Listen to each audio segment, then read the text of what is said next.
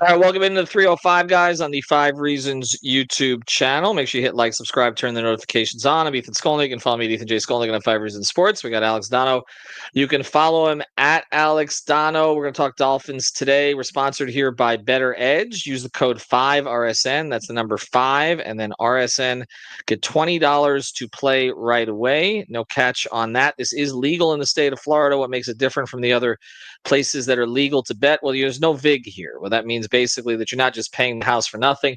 Additionally, there are markets, so you can find a line that you like a little bit better, or you can propose a line and get someone to take it on the other side. So check it out, betteredge.com. Use the code that's with a 5, number 5, RSN, $20 to play, and you can see you can play the props there as well, as Donno is showing you. Anytime touchdown for Jonnu Smith. I might play that one.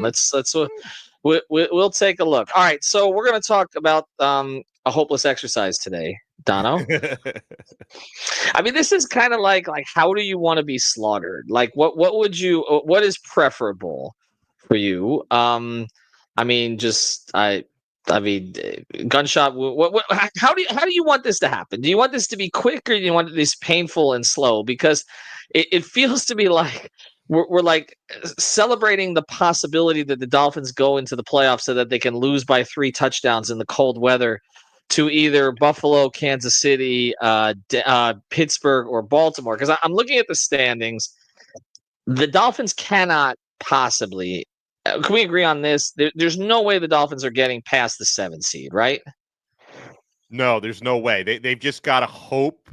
They have to win out, and they have to hope that not one, but at least 2 of the teams that are in front of them lose multiple games. And because everybody in front of them is at 8 wins, Ethan. I'm trying to do, and I understand mathematically there is a path, but that path would involve a bunch of teams tripping up and losing football games, because the Dolphins are at 5 wins, and most of the teams in front of them are at 8 wins right now. So right.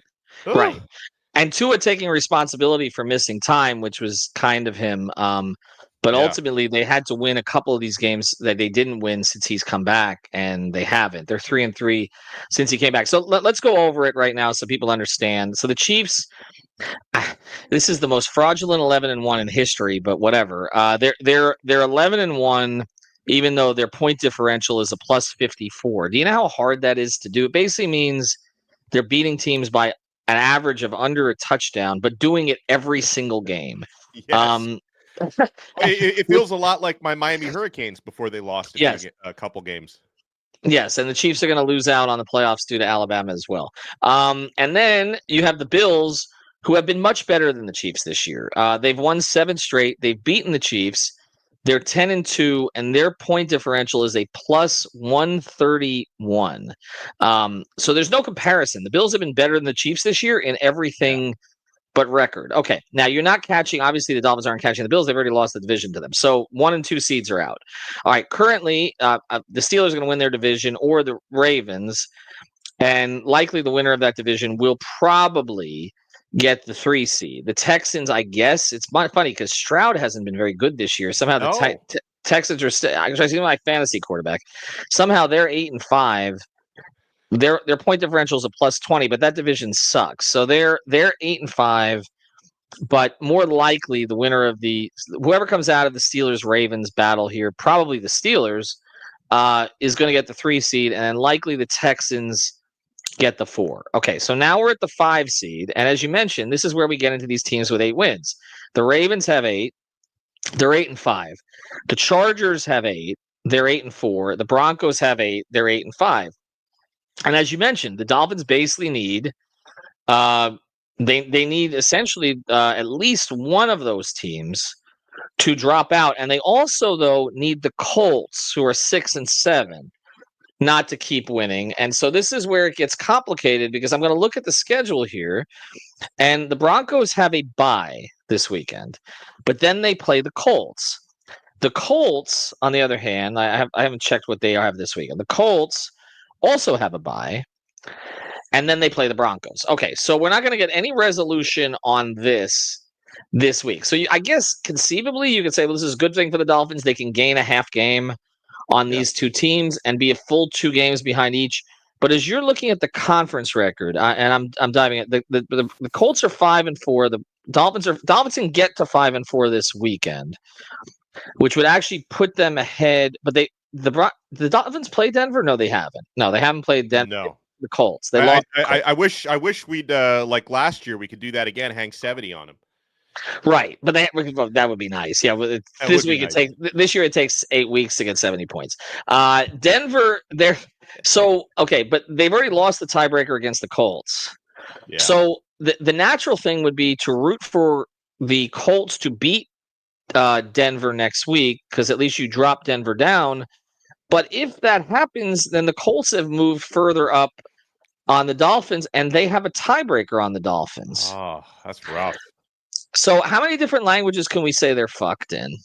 Because I don't see it. Like, okay, you would and then let's go beyond it. Okay, the Broncos schedule after that. Okay, they go to the Chargers. You're going to probably root for the Chargers there. Again, that's a team that's Miami's likely not going to catch. Then they go at the Bengals. Cincy is competitive this year, but probably won't have anything. They won't have anything to play for. They're behind the Dolphins, and then they have the Chiefs at home. The Chiefs might have something to play for because, as we said, they've lost to Buffalo. They have to keep winning because they have to stay ahead of Buffalo to secure that first round bye, right? So because they've already lost to Buffalo. So okay, so maybe they trip up in one of those. But the Colts, after they go to Denver, they get the Titans at home, at the Giants, and the Jaguars at home. Yeah. They might not lose. That sounds again. like a lot of wins. Yeah, I was going to say that sounds like a lot of dubs for them down the stretch. Right. So it's actually more likely, I think, the Broncos have a 2-game lead on the Colts. It's more likely with the Broncos schedule, since they still have the Chargers and a potentially motivated Chiefs team, it's more likely for them to drop a couple. And so I guess you're rooting for the Colts to beat the Broncos. The only way that this works right now is that the Broncos nosedive. I don't see it for the Colts because the schedule is too soft and they have the tiebreaker, right? So we're basically saying the Dolphins have to win out and the Broncos pretty much have to lose out is what we're looking at.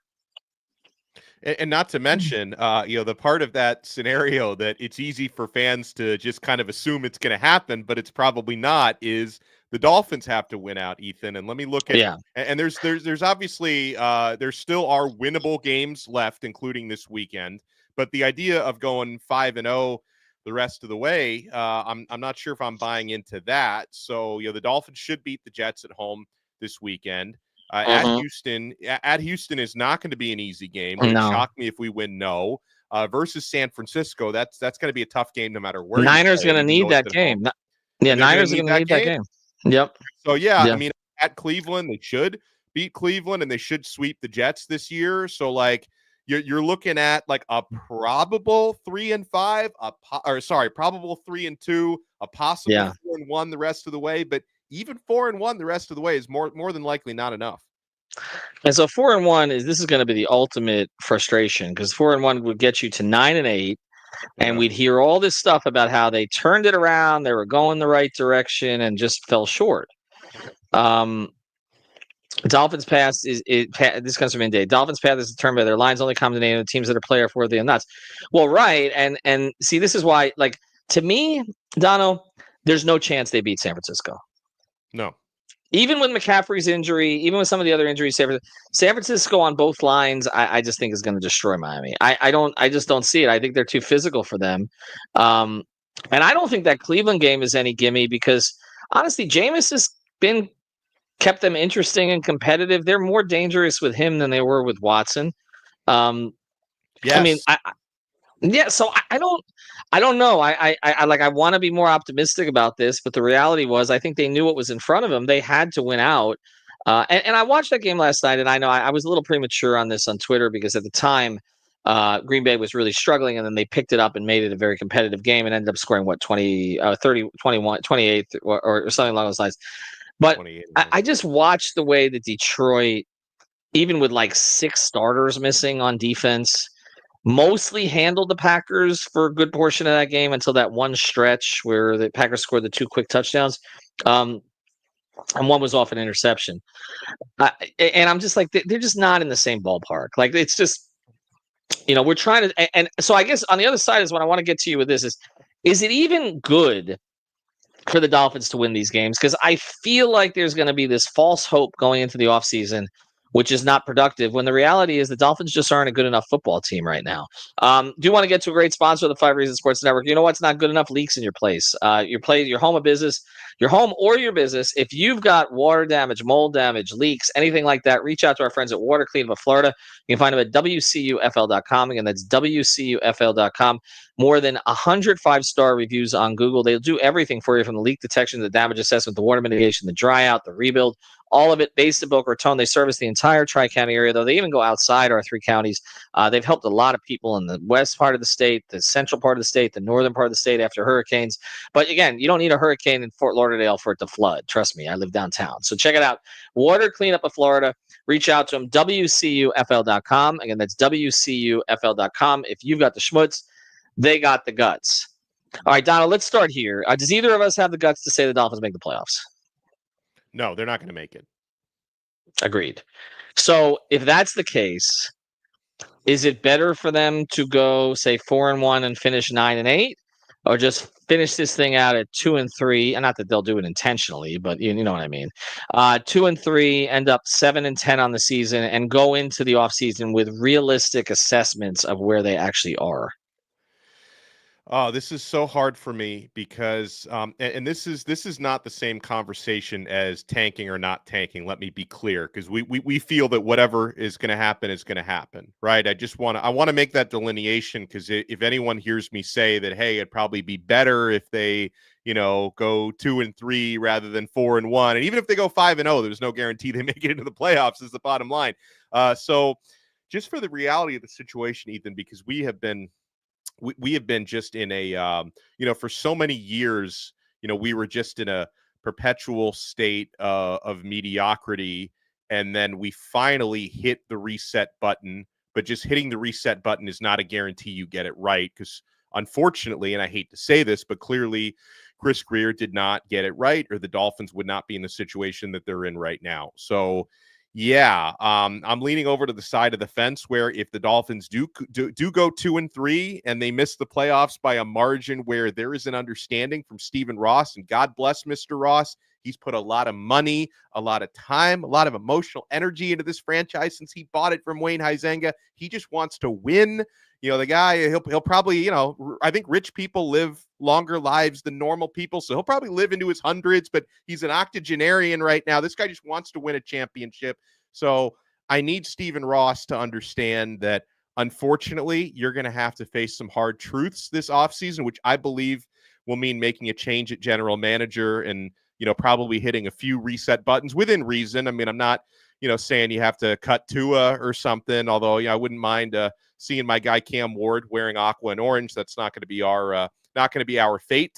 But they need a lot of changes, Ethan, organizationally. They need to build up the lines of scrimmage, and I don't really trust the guy who's been making the picks for the last several years. So maybe facing a hard truth would be better for this organization. Nope, you're muted.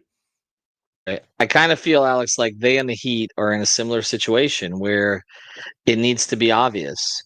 I think that's where we're at. And it's almost like the Heat have this 41-point win against the Lakers, and now all of a sudden there's this like little bubble up of enthusiasm. I'm like, well, wait a second. The issues are still there for this team. Nothing's changed. Tyler Hero just went nuclear in the third quarter against a team that wasn't defending. It does not mean that the Heat's problems are solved. They were a 0.0 net rating, as we discussed, coming into that Laker game.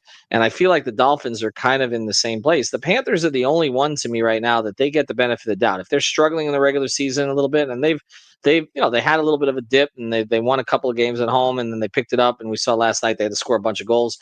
But I kind of feel like, okay, they are in the benefit of the doubt now. Like, they'll figure it out at some point. They don't need to make major changes. Their core is intact, okay? They just need to keep refining around the edges. The Heat and the Dolphins, and Van Lee says the Heat is slowly becoming the Dolphins. It's a Spider-Man meme. The Heat don't want to be where the Dolphins are at. They don't. But the Dolphins don't want to be in this position either, where they go into the offseason and fool themselves into thinking, well, we made a run at the end when Tua got healthy and some of the parts came back. This was not a particularly strong AFC this year. We were not going into the season saying the Broncos, the Chargers, the Colts. No. Okay. Yes. And even the Steelers. The Steelers' number in Vegas before the year was 6.5. I played it over. I've won Right. already. Okay. Oh, yeah. Yes, we talked about the Ravens. We talked about the Ravens, the Chiefs, the Bills. Okay. Those were the three teams we talked about coming into the season, and Houston maybe as a young team on the rise. But some of these other teams that passed the Dolphins this year, you have to take that for what it is. And what it is this team was not constructed in a way to overcome the loss of its quarterback for even a game. And even when the quarterback has been in, they haven't put three phases together in most of the games this season. And so I am with you. I think it's better for them to go 2-3.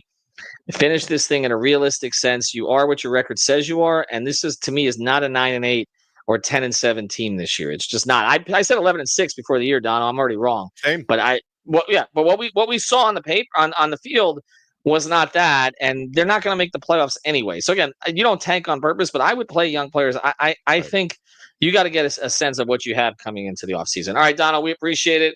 We'll be back next Tuesday, and if they lose to the Jets at home, all bets are off. So we'll see what happens. Oh, yeah. If they lose to the Jets at home, then cancel Christmas. It's over. Yeah, well, exactly. And Donno, hopefully you got a miracle this weekend. Yeah, I mean, I'd like to see one of my football teams make the playoffs because Alabama can just do whatever they want to, go out and lose 24-3 to Oklahoma. It's a bye week. It didn't happen. It didn't happen. Never, even with Saban not there. All right, but it is what it is. They have themselves to blame, as we all do with all our mistakes that we make in life. Have a good one, everybody.